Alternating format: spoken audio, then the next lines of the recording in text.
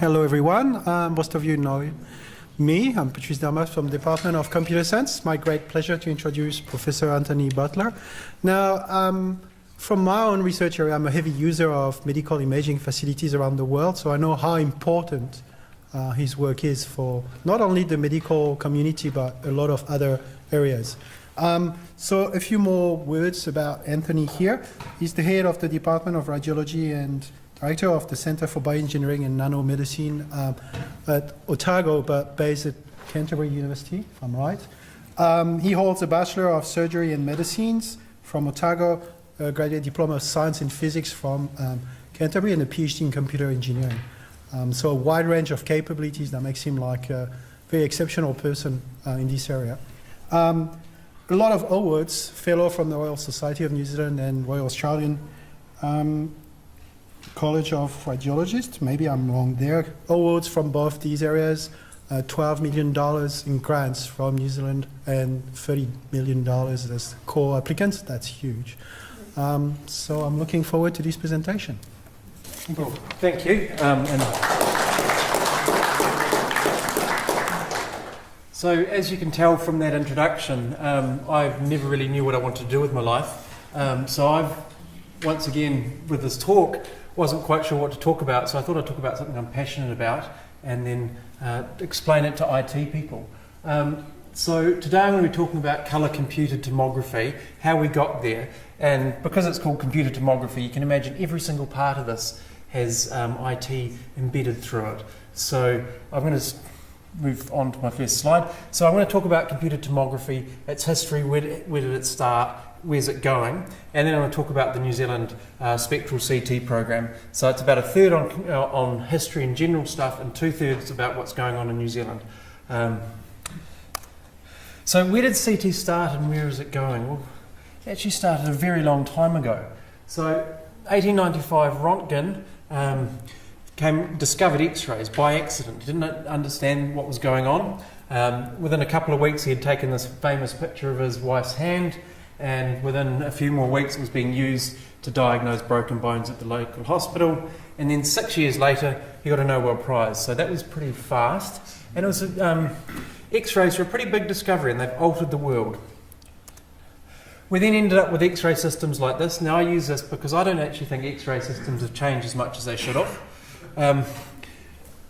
I put in blue bits that essentially haven't changed. We have an X-ray source, or X-ray tube. Over the next 10 or 15, 20 years, I actually think there are going to be some changes in X-ray source, but if you go into a hospital now, the X-ray tubes are not very different to this. We have an object. Because I tend to work in a hospital, we do call our objects patients, but that's out of politeness. Then we have a detector, which I've done in red because detectors have changed, but actually they've only changed in medicine in the last few years. They changed in physics about 15 to 20 years ago. This X-ray here, the X-rays come from the source, shine through the patient and hit the detector, and the detector glows. Okay, so it's a very simple kind of physical system. And then you have a pattern recognition system there, often called a radiologist, but these days it's not a pure radiologist, who looked at the image and made a diagnosis. And as you can see, at the time, safety wasn't really well understood. That people got cataract, people got cancer, and that was just the doctors. Okay. Then 1971, someone thought, well, let's do this in 3D. I'm jumping through some mathematics and stuff here, but Godfrey Hounsfield produced the first CT scanner, October 1971, for his first clinical scan, and that was later commercialised by EMI, and people like to tell the story that was the same company that happened to do the Beatles. And so that was when computers first came into CT or X-ray imaging. This is a schematic of a CT scanner. Again, you've got an X-ray source, you've got a blue object there, once again looking like a patient, and a row of detectors. This particular scanner I've shown on the right is a GE VCT, so that's pretty much a workhorse scanner in many hospitals still today. But as you can see, the picture is not very different from that one I had from the 1930s. You have a standard X-ray source, and you have a bunch of detectors, and they glow. Okay, then you actually feed it into a computer and reconstruct. And reconstruction turned it into something 3D like this. Okay, so that was really the big introduction, bringing computers in to alter the image to make it easier to understand. So here we've got a CT scan of someone's chest. I actually just pulled this one off the internet so I didn't have patient privacy issues. And you can see everything's black and white. I haven't got a proper pointer, but I can see this person's got a big cancer sitting in the central left part of their lung. So that's a 3D X-ray, but when we've used the computer to produce a 3D, but we still haven't really moved very far. So CT, I started radiology in 2000. It was exploding. CT was going up at about 8% a year. Radiology in general was going up at 4.5%, and then it slowed down. Okay, so between 2000 and 2008, we had what was known as the slice wars. So CT became very, very fast and very, very high resolution. When I started in 2000, if we wanted to do a CT on a car crash, we'd start at the head, we'd go to about the knees, and it would take about 15 minutes. We'd use the computer to reconstruct it, and then we'd print it out on film, okay, and look at it on a light box. By 2012, we could do that same CT in a few seconds, 2 or 3 seconds. We could do it much higher resolution. We'd do sort of 0.5 millimetre by 0.5 millimetre by 0.5 millimetre, and we'd use a computer to redo the reconstruction. We'd transmit it through the department, through network, and we'd look at it on a screen. In fact, people initially used the screens exactly the same way as the original light boxes. So if I go back, they would still look at their image like that, okay? And there's been a bit of transformation there. But what we got to is images like this. So this is actually from Christchurch Hospital. Anatomical imaging got really, really good. We could see stuff in great detail. We only had the black and whiteness of it.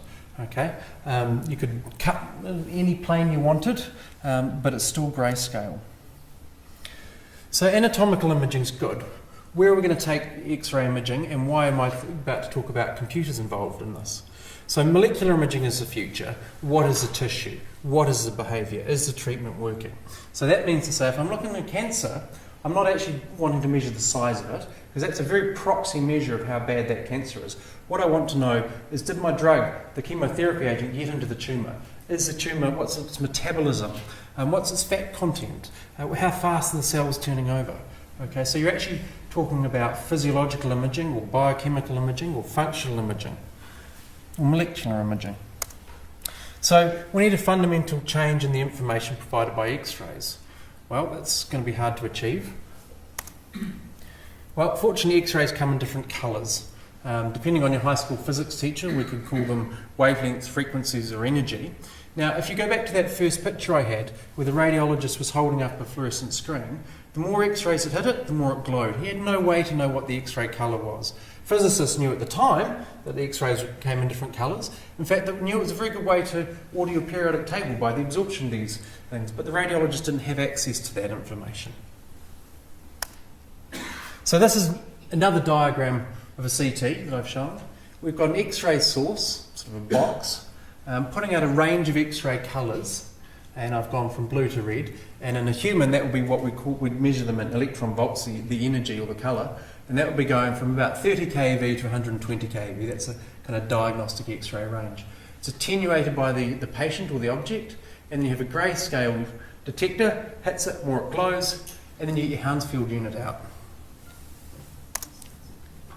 Dual energy CTs are becoming more common. Siemens brought theirs out in about 2006 or 7, GE about 3 or 4 years later, and Philips the end of last year. So these have essentially 2 X-ray sources, 2 grayscale detectors, and they have X-ray sources putting out different colours. Okay, so that gives you 2 points on the energy spectrum. Siemens do that by having 2 physical tubes. GE have 1 tube that flicks between the 2 different colours. So for anyone who remembers movie theatres of old where they have 3 projectors, a red, green and blue, it's the same thing but with X-rays. Okay? But let's move forward. What about if we had colour detectors? So if we have an X-ray source putting out a whole broadband spectrum again, they're attenuated by the object. If you had a colour detector, you could actually separate those X-ray colours in the detector. Now this is where the microchips come in, which is where New Zealand comes in. So I want to talk to you about the Mars Spectral CT program. This is a program I've actually been leading with my father, who's a medical physicist, for about the last 10 years. I did have an independent career until my mid-30s, which was interesting. I'll talk a bit more about that later, perhaps. So the goal of our program is to provide more information about tissues and have a route to human imaging. So when people develop X-ray tools or imaging tools, they have a sort of target. It may be to go very small and get down to the cellular level.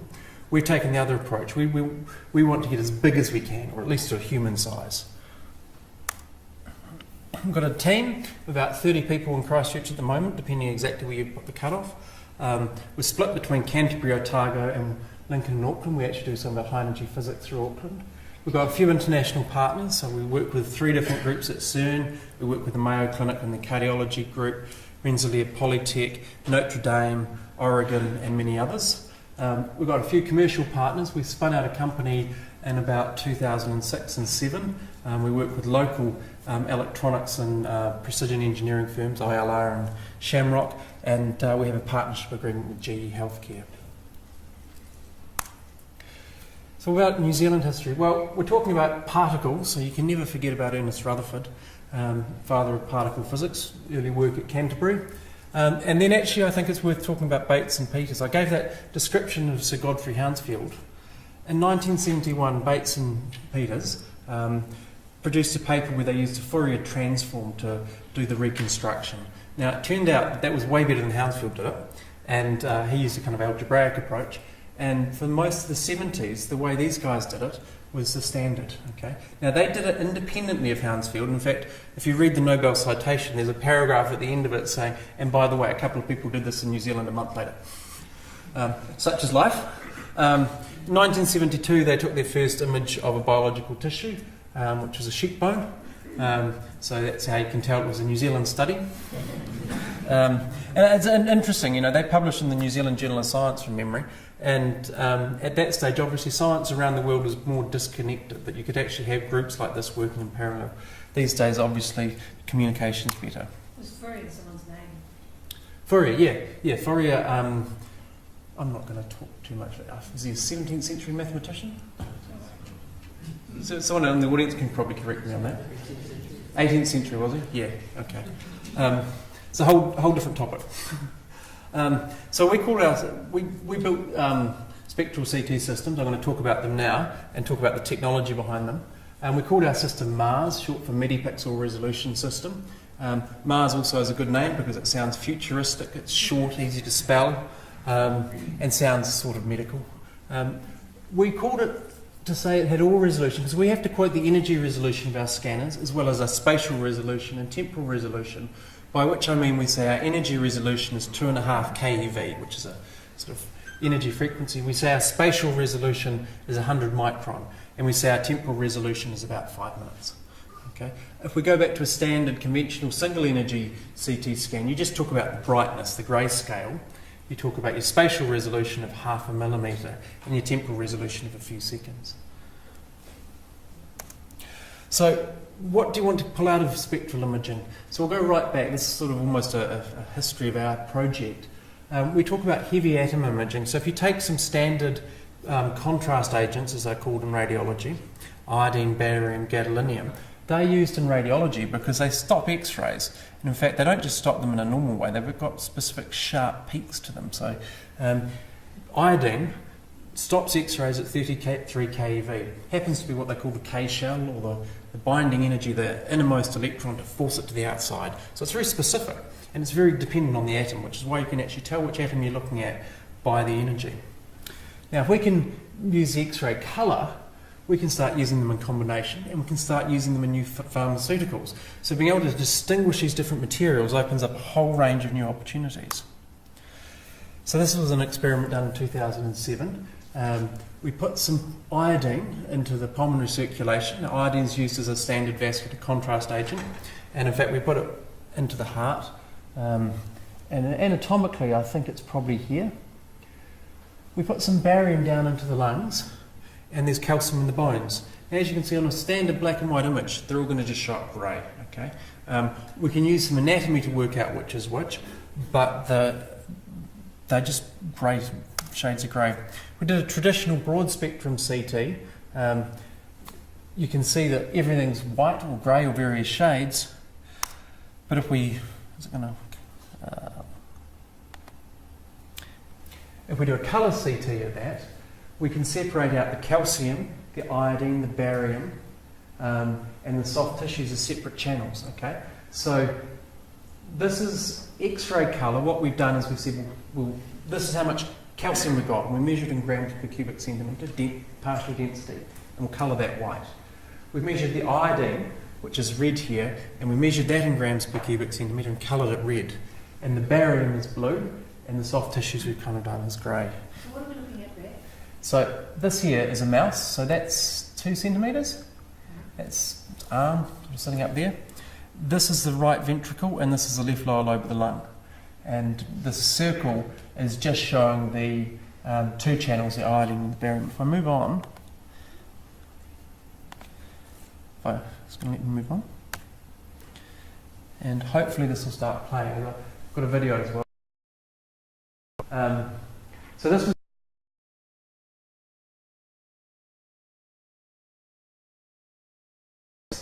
2007 data set, was proof of concept. With X-ray colour you could separate materials. So, how do you get some to be blue and some to be red? So, White, I get. so that's the X-ray colour. So iodine shows up white on an ordinary X-ray, but it's actually got, if you like, a colour of an attenuation at 33 keV. So if we're measuring the attenuation at one specific X-ray colour, you can say that's iodine. The stuff in the X-ray there is iodine. Okay, so microchips for X-rays. How do you do that? How do you actually measure the colour?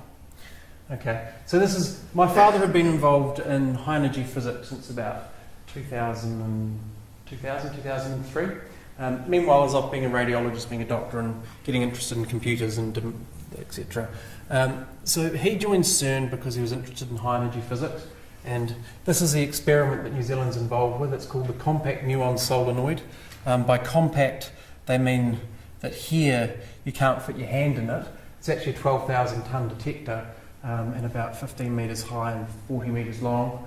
In the middle of it is this thing, which is called the silicon barrel. So those are silicon detectors, as they call them, and I'm going to explain a bit more about them. Each of those orange cables is fibre optic because it has to be decoupled from the rest of the electronics, taking data to the store next door. So in the middle here, the physicists have developed these silicon detectors. 70 countries, 6,500 scientists accidentally developed the World Wide Web, discovered the Higgs boson. Okay. So the Medipix collaboration formed out of CERN, and its goal was to take high energy physics technology and transfer it into medicine. So we made microchips, and when I say we, there was about 20 universities involved with this collaboration. This is a collaboration meeting in Prague. We had about 100 people turn up to that meeting. And New Zealand came along and said, we'll be the test bed for this technology. We'll get involved with application development and first clinical experiments. The rest of the collaboration were microelectronics engineers who built this chip called Medipix 3. In fact, it was Medipix 1 and 2. So that there is a diagram of a 55 micron pixel. You join them together and you get 110 micron pixels. We'll explain why we join them together. And we can measure up to 8 energies simultaneously. So that microchip has 5,000 transistors per 110 micron pixel, and there's 128 by 128 pixels. So you end up with a bit of silicon about this big, 14 by 14 millimetres, where each pixel has analog circuitry, digital circuitry, talking to its neighbours, and processing this X-ray beam. Now I'll just move forward one. Okay, so what happens? Photon comes down and produces an electric charge. Okay, so the size of the charge is proportional to the energy of the incident photon, and it'll hit 2 pixels, and they'll say there's this much energy in this photon, in this pixel, this much energy in this pixel. We'll add them together, we'll record it, we'll store it, and wait for the next photon. Okay, so that's what I call a silicon or a solid state detector. It's a microchip recording particles, and the reason CERN developed this stuff was they were recording particles to discover the Higgs boson. Same principle, you can measure X-rays one photon at a time with a microchip. Okay? The problem with trying to measure an X-ray beam is in a CT scan you have 10 to the 9 photons per second per square millimetre. So you've got a few photons to count. The nice thing is you're counting every individual photon. You can measure the quantum noise in the data. So you know where you're sitting. So, as I said, one photon gets recorded and it talks together, so you don't get what I call charge sharing. Sorry, I didn't explain that well. So anyway, if we're doing this interpixel communication, we can end up measuring X-ray spectra. So if you take americium, we can measure the X-ray spectra. If you don't have fancy electronics, your spectra gets very, very blurred out. So that's an uncompensated spectrum. You can see it's very hard to tell what energy is what, whereas here you can say this is the americium peak. Okay. Did I explain? What's that? Okay. Probably didn't explain the experiment well. So what we do, for this graph, we take a silicon detector and an americium source. Americium produces gamma radiation very specifically at about 55 keV, that peak. Okay. So what we do is that detector's measuring it, and we've simply scanned through the energies and said, yes, we can measure that 55 keV or 60 keV peak from the americium. If we don't use smart electronics, we don't have each pixel, each circuit talking to its neighbour, it gets a bit confused and it misrecords how much energy there is. And you record this kind of blurry line. So what I'm trying to show here is we get very, very good energy resolution. This is kind of like saying, this is an X-ray camera saying, we can pick up red. This is what they actually look like. This is one from our bench at Canterbury. This is the microchip here on the end. There's about 110 wires coming off the side of it in 14 millimetres. Microchips do tend to look a little boring, just a bit of silicon. There's 10 of them. They're kind of a gold colour here, and the reason for that is we've had to put on a different semiconductor on top. We have to stop X-rays, so we have to use something that's made of heavy atoms like cadmium, zinc, telluride. Stops the X-rays, turns it into an electronic pulse, sends it into the microchip. The microchip analyses it, sends it out to the computer. So this is all semiconductors. Comes out of the same factory as your IBM chips. Okay. Now we've got a strip of these now, and we can turn them into a scanner. This was our first scanner in 2005 or 6. Looks like a proper physics experiment. Computer controlled by MATLAB to an X-ray source and a detector and a lead box, so we don't hurt anyone with X-rays.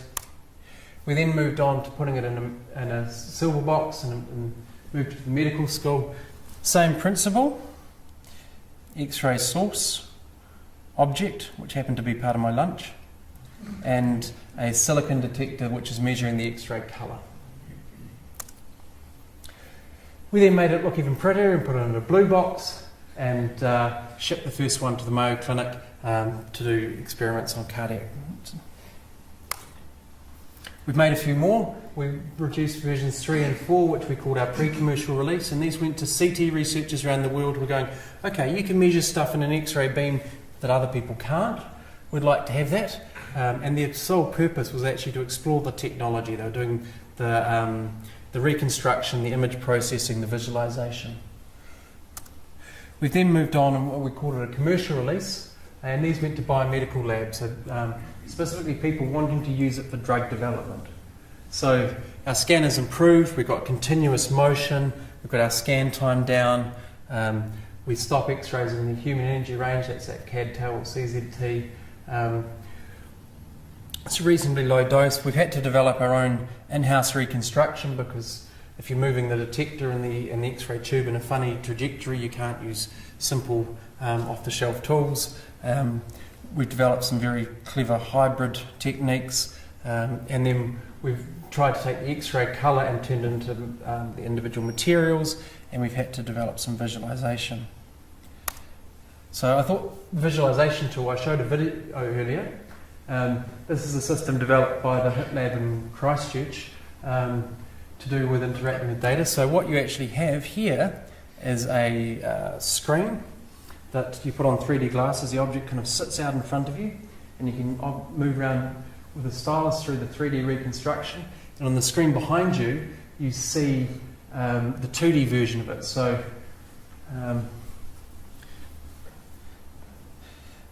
this here is a 3D version of this person's hips, and they've taken this cut plane and they're moving it backwards and forwards with the stylus, and this is showing, this image here showing where they cut through the pelvis. So we've had to develop all those tools ourselves, and we can do material imaging on it. So that was where we got to. We got to proof of principle, and we showed that we could do this stuff. A couple of years ago, we were delighted to have convinced the Ministry of Business, Innovation and Employment that we should actually try and build a bigger machine, that scanning mice wasn't enough. So they gave us some money to, and we're currently in the process of building our first human scanner. So why do this? Okay, I've talked about we're using novel little microchips to record X-rays. I told you that there's some physics there that people have been ignoring for a long time. Physicists have known about it, just hasn't been accessible. It's possible, but why do it? So this is the other half of the project. Where's it going to go? So we've got a range of projects looking at imaging in joints, in particular around bone implants, joint replacements, cartilage health, osteoarthritis, and what are called crystal arthropathies like gout.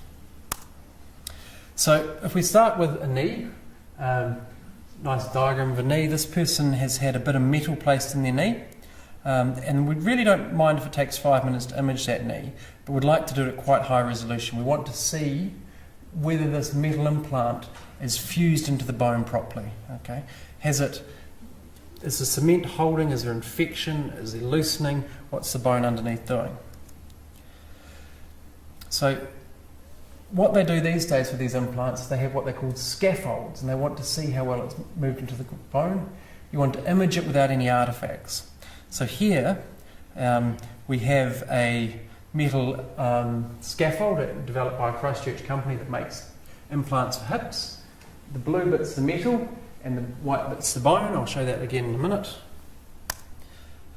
We've removed some artifacts. So if we didn't have X-ray colour, if we just use the standard broad spectrum, you end up with a sort of what's called cupping, sort of a lighter in the middle and darker on the outside of your CT. If you get down to narrowbins, so we've made it smaller, it looks very homogeneous. Now this becomes really important if you want to look at that bone-metal interface. You can't have that cupping. So we've looked at various objects. So these are femoral heads from a hip implant. So this is anyone here got a hip replacement? Surely someone in this audience got a hip replacement. Okay, so this is what this would look like, but if we scan that normally, we'd have all that artefact. This is a titanium screw sitting in a bit of perspex, no artefact. You can see the screw really clearly. This is back to that bit of bone I talked about before. So this is a metal scaffold that they've been developing to try and make the bone and the metal fuse together stronger, so that when your hips put in, it doesn't loosen over 10 or 15 years. This is an experiment with sheep. They put the scaffold into the cortex of the sheep bone and watched it grow in. And if I push the button, we might even get a video, but they're different X-ray colours. So the metal scaffold there, it's just a test scaffold, is a different X-ray colour from the calcium. So you can isolate the metal, we can isolate the bone, and in a moment we can show them fused together. So we can actually show those researchers how their bone and their metal are joining together and whether it's going to loosen. Okay. So hopefully that explains the colour purpose. Now I would show you a broad spectrum image of that, but metal and bone at that scale is just a mess. There's too much of that artefact to really see what's going on. Okay, we also looked at cartilage. So osteoarthritis is a nasty disease. Many of us get it. Now what happens is you get biochemical changes in the cartilage, and then a bit later on the cartilage starts wearing away. Okay. With traditional imaging techniques, it's actually quite hard to pick up those biochemical changes early. So what we'd like to do is use some sort of label which will measure the biochemical changes so we can see them before the cartilage wears away. So your orthopaedic surgeon or someone can treat you early or change your lifestyle.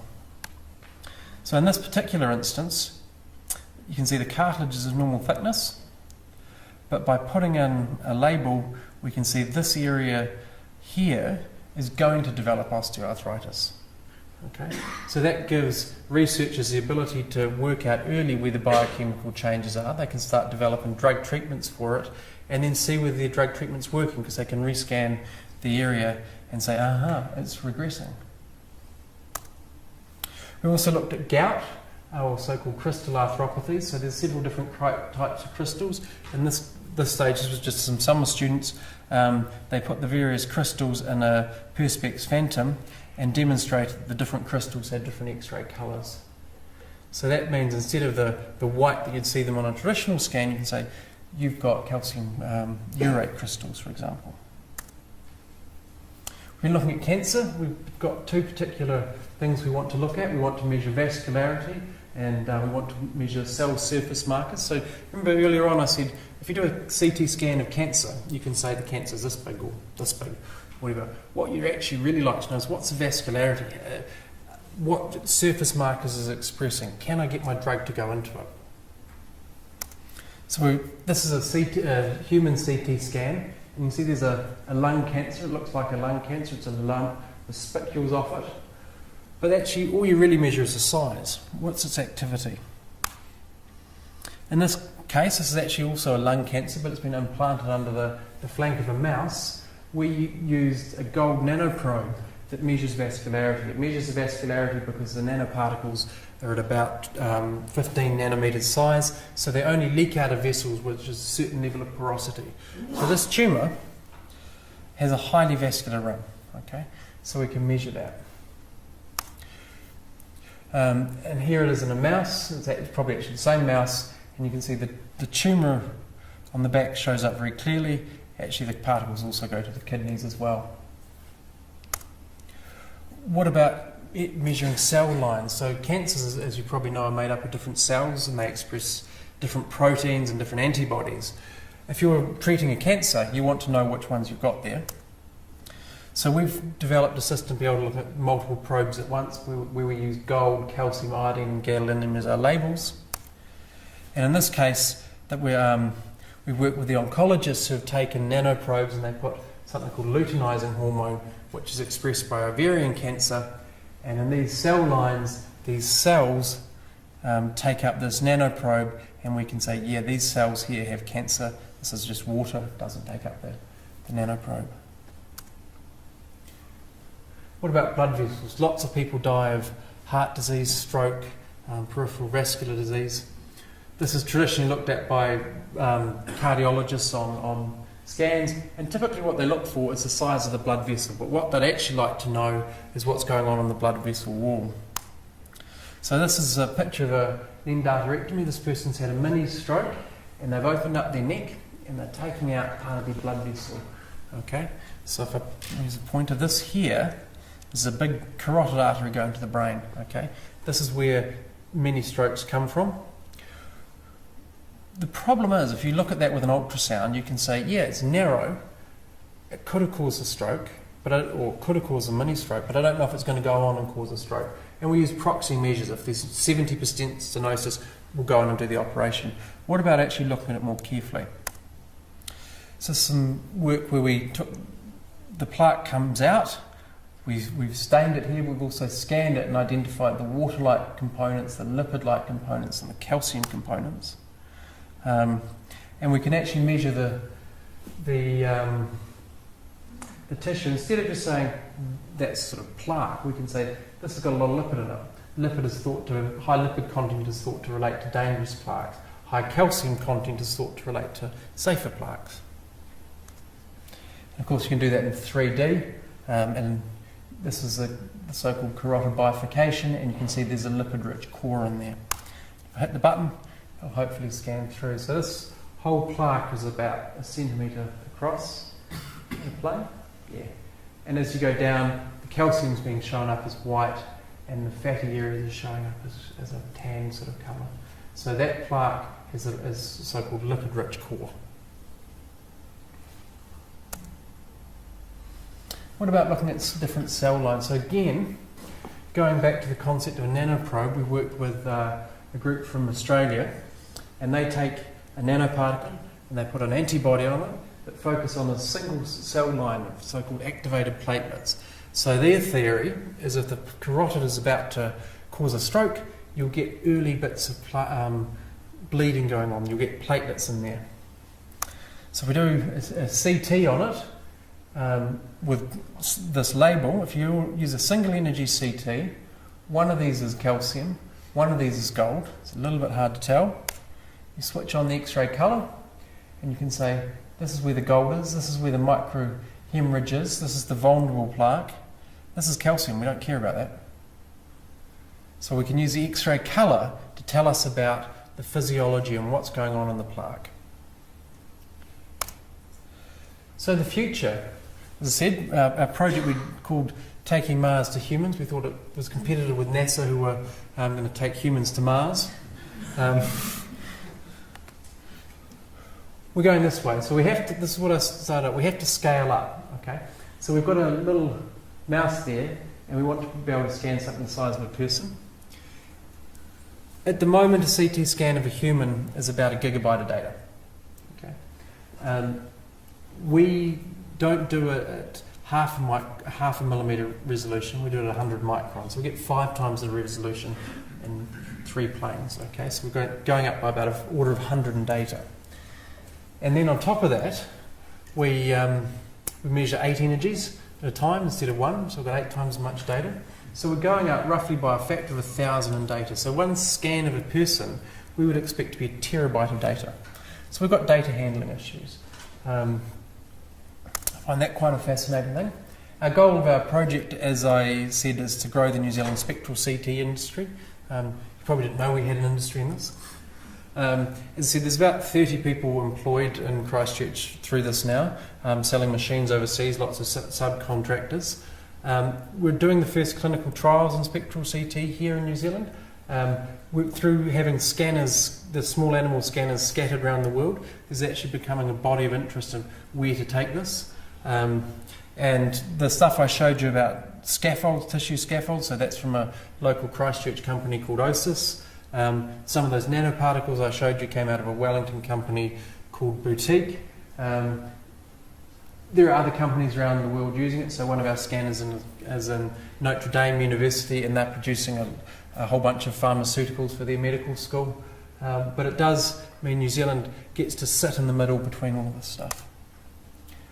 What are the challenges for the future?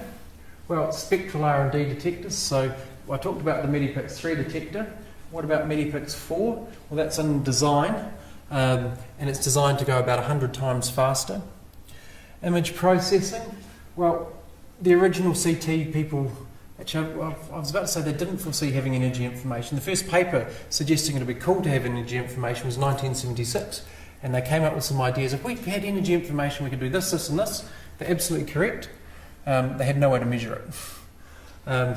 So we've been working on image processing. We've got people doing reconstruction. We've got people doing data visualization, data integration. The CT integration problem's hard. You've got X-ray detectors. You've got data to get off. A traditional CT scanner, I was at Research Labs last year, and they showed me their detectors which are on their current system. X-ray crystal glows. They have a photodiode beside it, which is basically one transistor. And that's per detector element. As I said, we've got 5,000 transistors per detector element. We produce at least 100 times as much data. So instead of being able to get, they have a 40 gigabyte slip ring, we have to store our data on the gantry. Then what I find fascinating is the use of implants, tissue engineering, and nanomedicine. There's a whole lot of unexplored possibilities here. We do instrumentation for high energy physics. Because all this instrumentation came out of high energy physics, we're currently putting these detectors back into the CMS cabin. I've got a student over at CERN at the moment, and they coat the detectors, basically plastic polyethylene, and they measure neutrons. Okay, so they're measuring a totally different particle, and they put them around the cabin to measure the number of neutrons, because the neutrons interact with plastic and interact with carbon, and they destroy computer cables. And we're looking at border security and meat processing, and because the tools available for medical research, all the health research, the animal health people are using it. So in conclusion, medical imaging requires computers. So I started off talking how computers changed CT in the 1970s. If you go back through the Mars project there, absolutely everything we do is computer-based. I find it fascinating that, from the microchip, which is a computer chip coming out of the IBM factory, to the visualization, to the reconstruction, every step of it has computers involved. And that's kind of neat. Colour or spectral X-ray imaging, I believe, is the next step for X-ray imaging. It's kind of like moving from black and white TV to colour TV. At one point you say it's expensive and difficult, and then eventually you say, well, the technology's there, why wouldn't you? Okay. And I think, if I go back to that paper in 1976, imaginative scientists have known this is where the future's going to be. It's a matter of the technology catching up to what you should be able to do. And finally, New Zealand's building a human scanner, and I think this is kind of fascinating. Terry Peters, who I alluded to earlier from that paper in 71 in New Zealand, he comes back to New Zealand several times, once a year, I guess, on average, is back again in August. And as he says, it's like going full circle, from the first machines to the more advanced machines. It's actually quite fun if you go to a computer tomography research group overseas and you can say, my university's been doing it for 45 years, and they often don't believe you. And then there'll be one person at the back goes, I remember that. Way back in 71, Terry did that, didn't he? So that's my talk, and I hope that's been interesting for people, and I'd love to have some questions.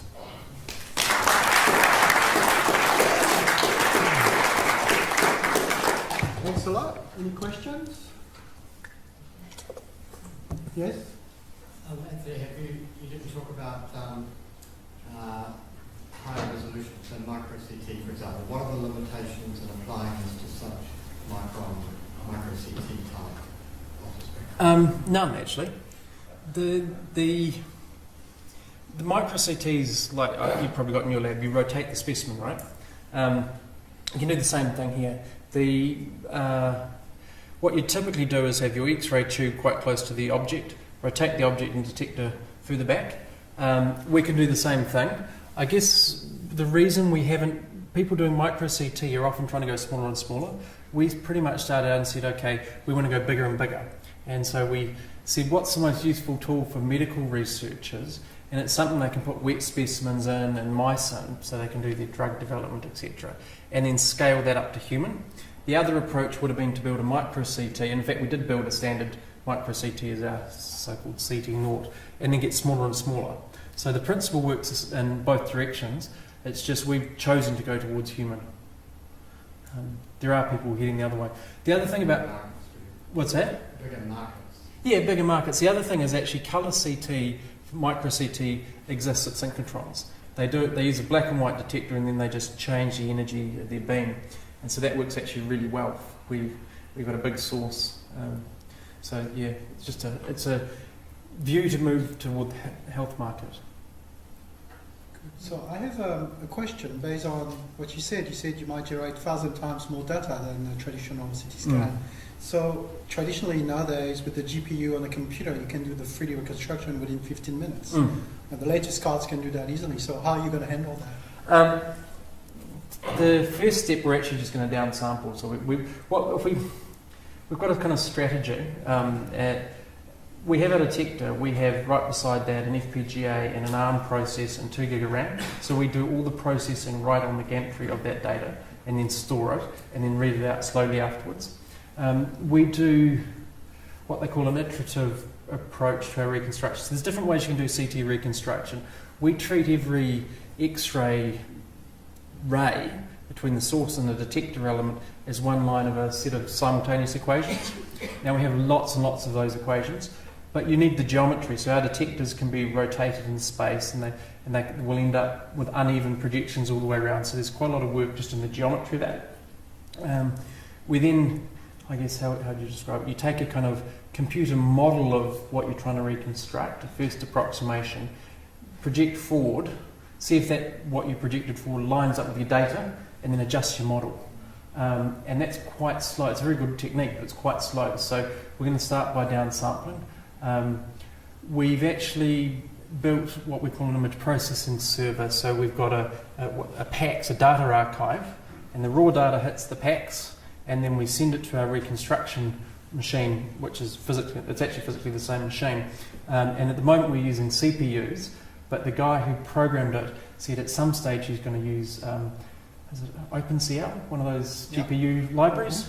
But at the moment we're just working on the algorithm, because we've got to get the algorithm right, and then you can accelerate it. Interestingly, they don't actually often use GPUs these days in commercial CT scanners. And this is an interesting thing. I was asking the commercial guys this, and the problem they have is they're actually quite a small market.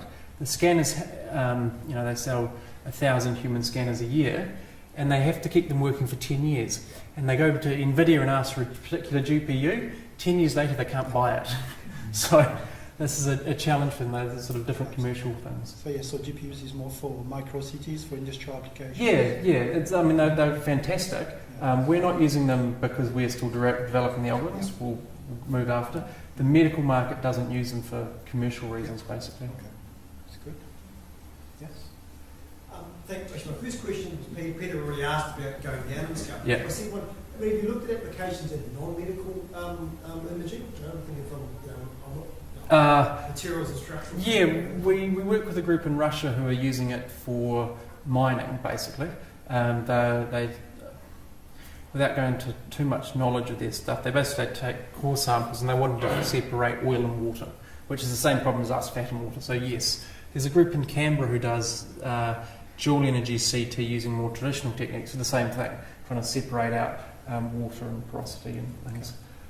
So yes, we've also worked with silver fern farms, looking at just trying to separate the fat and the meat. In fact, there's a slide that we kind of amusing. We looked at a mouse and we measured the fat content in its liver, and the next thing we did was a chop. We separated out the fatty marbling through the meat, and then we moved on to the blood vessel. Okay, because from a imaging perspective, it's actually the same problem. We started with the liver because it's a nice large object and reasonably homogeneous and different fat contents. We then moved to a chop where they were in different locations and you could buy it from the butcher, so it didn't matter if the experiment failed. And then once we got that right, we moved to the human excised tissue. Yeah. So what's the main challenge scaling up to human size? Is it just making things bigger, or is there other issues? The first challenge that we've struggled with for the last couple of years is those X-rays crystals. So the silicon detectors, silicon's a very light element. It doesn't stop X-rays very well. So although some of those early experiments we could get good energy resolution, we couldn't actually stop X-rays up to more than, say, 40 keV, and they won't go through more than a few centimetres of tissue. To get through a human, you've got to go up to 120 keV, and that means you need X-ray crystals made of heavy elements, and we use cadmium zinc telluride, and it also has to be a semiconductor, okay? Because you've actually got to stop the X-rays, and then you get a charge cloud of electrons and holes, and you separate them with a bias, so it's all done in semiconductors. So you have to have what they call heavy atom semiconductors. Yeah, Ewan? So your project is funded till 2020. Will you have a projector? Will you have a human-sized machine by then? Or Yes. I feel quite confident about that now. And would you like to predict when commercial, when we'll see these in hospitals? If you go and talk to the big companies, they've all got it on their radar. I mean, as I said, this isn't unknown that it was going to happen. It was how was it going to happen? What are the applications? And from those big companies' perspectives, they know that if they invest however many million, they'll be able to build a machine. Who's going to buy it? What are the applications? So again, when we started this project 10 years ago, the two questions we got from the sceptical listener was, can you do this? And if you can do it, why would you do it? Okay. I think people now accept you can do it, and with a lot of the preclinical research that's been coming out in literature from our group and other groups who are researching colours CT, I think people now accept that there are going to be uses, but identifying them clearly is actually pretty hard. I mean, if you follow something like ultrasound, when that was introduced into medicine, when it first came in, there was a big furore about how good it would be in vascular imaging. Okay, and it never really took off for a long time. And then it started to be used in obstetrics. And so through the 70s, 80s and 90s, ultrasound was the obstetric tool. And then as the machines got better and the Doppler got better on it, it got used in vascular. And so nowadays it's kind of one of the primary uses is vascular. Now people way back in the 60s and 70s said it's going to be useful for vascular, but actually it sort of veered off into obstetrics before it came back. And you know, MRI is very heavily used for musculoskeletal problems, and people predicted that early on, but it wasn't until they got to a certain imaging speed and a certain resolution that it became really good for MSK. And it spent a long time where people assumed it was the brains only. So I think working out where this is going to go is hard, and I think the big companies expect to have products, I don't know, sometime between 2025 and 2035. Right. So looking at yes. So you're measuring single photons, very high scale, very high fine scale, very fine spectral scale. Is X-ray diffraction in tissue an issue here, or phase contrast imaging? You can use these detectors for phase contrast, yes. It's not for us because we're actually not down at the right scale. You need to go, there's different ways to do phase contrast. Typically people wanting to use photon counting detectors, which is this category of detector for phase contrast, will use a microfocus tube, which, you know, 1 to 5 micron, and they'll use phase gratings. Okay, I don't know if you know much about it. Yeah. And then they can use the photon counting as a way to have very low count rates. Okay, because it's very low noise. The other thing people do is because you can actually switch off that inter-pixel communication, you end up with sharp edges, so you can actually use the detector as one of the gratings. I see. Yeah. For the reconstruction without the phase contrast, does diffraction have any issues? For us, no, not really. It's sort of, it's presumably there, it's well in the noise level. Yeah. So to conclude with questions, what is your next big step in your project development? The next big step for us, I think, is to start doing larger objects.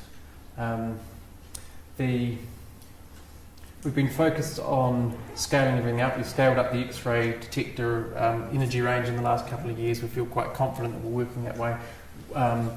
We've started putting test data sets through at the right size for a human.